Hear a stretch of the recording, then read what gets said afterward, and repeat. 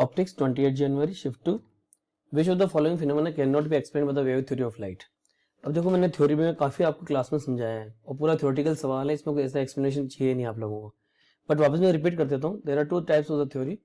One is the particle theory of light, and another is known as the wave theory of light.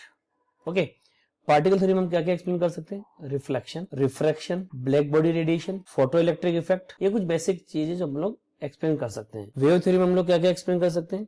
वही बात, reflection, I guess wave theory आप लोगों को ध्यान आ रहा होगा.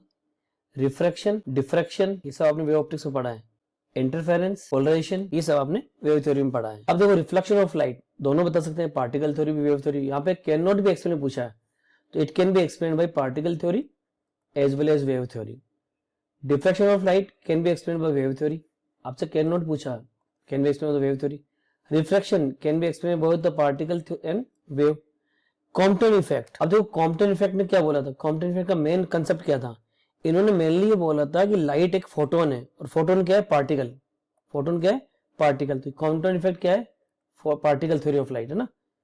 तो which can not be explain wave theory, ये वेव से आ रहा है, ये वेव से आ रहा है, ये वेव से आ रहा है, फोर्थ वाला नहीं आ रहा है. तो right answer of the problem will be option 4, that is Compton effect.